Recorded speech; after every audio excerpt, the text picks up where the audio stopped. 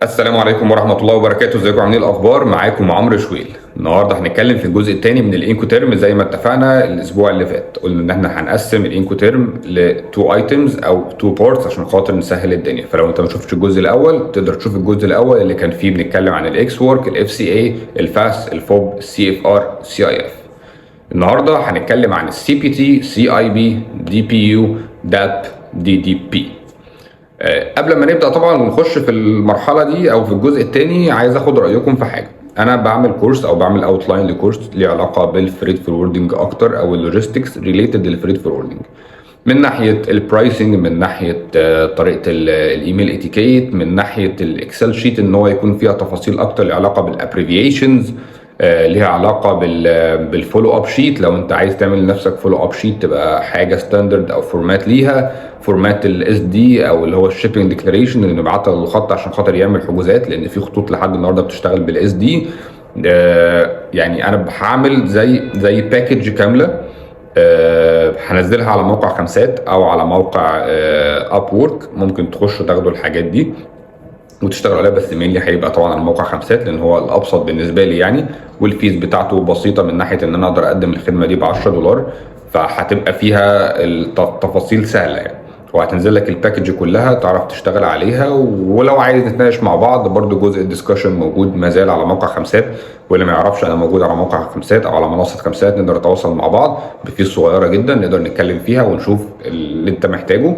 بس طبعا الكورس ده هيبقى مسهل الدنيا، هيبقى عندك على الاقل البيزك، لان لقيت ناس كتير جدا بتبقى عايزه تتعلم او تعرف اتليست البيزك بتاعتنا عامله ازاي، بس بيلاقي الموضوع كبير قوي ان هو ممكن يخلص في ساعه، فممكن نقعد ساعتين او ثلاثه او اربعه. فانا هحاول ان انا انكلود الحاجات دي كلها. فلو عجبكم الموضوع ده يا ريت تقولوا لي في الكومنتات تمام اعمله، وانا ان شاء الله اتحرك عليه. وانا اوريدي بعمل الاوتلاين بتاعه عشان خاطر نقدر نشتغل واقدر اشتغل عليه الفتره الجايه. يلا بينا نبدا. يلا بينا نبدا. عندنا اول حاجه هو السي بي تي اللي هو كوست بيد تو. السي بي تي هو نفس السي اي بي بالظبط، بس السي اي بي انكلودنج فيها انشورنس، نفس فكره سي اف ار والسي اي اف. سي اف ار احنا قلنا هي كوست اند فريت، والكوست انشورنس اند فريت ده سي اي اف. هي طبعا هتلاقي دايما قريبين من بعض قوي، هو الحرف الاي هو الانشورنس. تعال نتكلم عليهم. كوست بيد تو هي انك بتاخد البضاعه بتوديها لحد المكان اللي العميل هو عايزه. المكان اللي هو العميل عايزه اللي هو عباره عن ايه؟ اللي هو ممكن يكون جوه الميناء، او يكون في حركه ما بين تو مالتي مودلز. يعني انا ممكن اكون هحمل مركب، وبعد المركب هنزلها، وبعد كده هطلعها هوديها على قطر. فالقطر ده السكند كارير، لا انا هوصلها بعد القطر. يعني اخر ديستنيشن يوصل للقطر هو ده افضل مكان، هو ده اللي انا اخر حاجه هوصلها للعميل بيزد على الاتفاق بيني وبينه. والكاستمر كليرنس طبعا هيكون على العميل. سي اي بي هو نفس الحاجه بالظبط، بس انكلودنج فيها الانشورنس. وزي ما اتفقنا في الفيديو اللي فات ان احنا بنتكلم مبدا ان احنا الاكسبورتر، احنا المصدرين او احنا اللي بايعين. الاكس وورك اللي انا بشرحها دي او الانكو تيرم اللي انا بشرحها دي ليها علاقه بالمصدر مش المستورد. المستورد هو الباقي اللي انا عكس اللي انا هقول، يعني المتبقي منه هو ده انكلودنج للباير. بس ما حدش بيستخدم طبعا السي بي تي والسي اي بي لسبب واحد، لان الريسك بتاعها بينتهي لما يكون انا كراجل مصدر. ده ميزه بالنسبه لي انك تشتغل معايا سي اي بي او سي بي تي. ليه بقى؟ لان انا بتحمل الكوست بس الريسك بتاعها مش عليا. يعني لا قدر الله لو البضاعه حصل فيها حاجه من بعد ما وصلتها المينا، انا ماليش دعوه باي حاجه، الريسك ده مش بتاعي. انا باخد فلوسي عادي جدا وماليش دعوه باي مخاطر ممكن تحصل لي.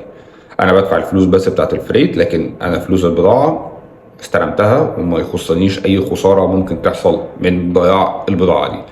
فطبعا معظم الناس ما تستخدمش حاجه زي كده. لو انت راجل مشتري، هو كانت زي ما بقولها فور اكزامبل كده، مثلا لو انت راجل طالب بيتزا مثلا، فانت البيتزا دي المفروض تيجي لك، فبتاع الدليفري وقع، اتكعبل، اتزحلق، فالبيتزا باظت.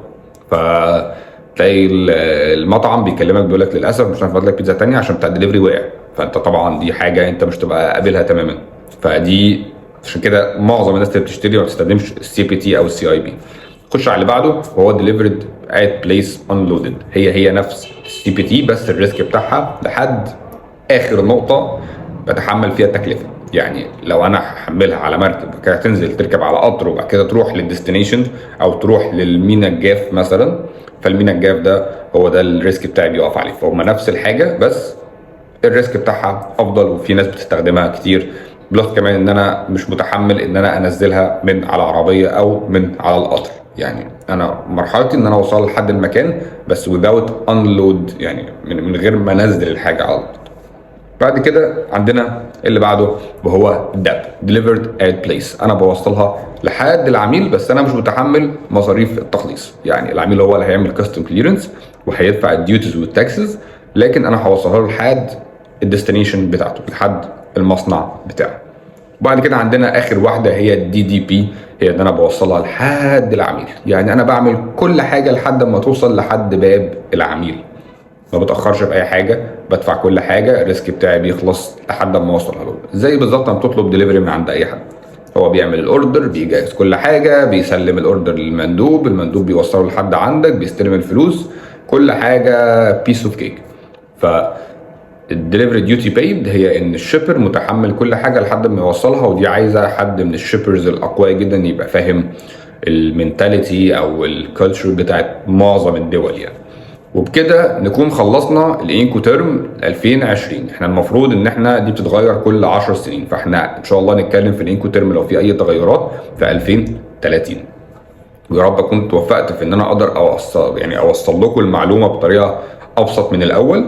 وان شاء الله اشوفكم على خير في الفيديوهات الجايه. وقبل ما تقفلوا ما تنسوش طبعا انكم تعملوا سبسكرايب للناس تتفرج عليا، والناس اللي محتاجه تتواصل معايا عن طريق موقع خمسات ممكن تقدر تتواصل معايا عن طريق خمسات، هسيب لكم اللينك في الديسكربشن. والكورس ان شاء الله اللي هعمل الاوتلاين بتاعه، بس لو لقيت الناس متحمسه له اكتر هحاول اخلصه في اسرع وقت.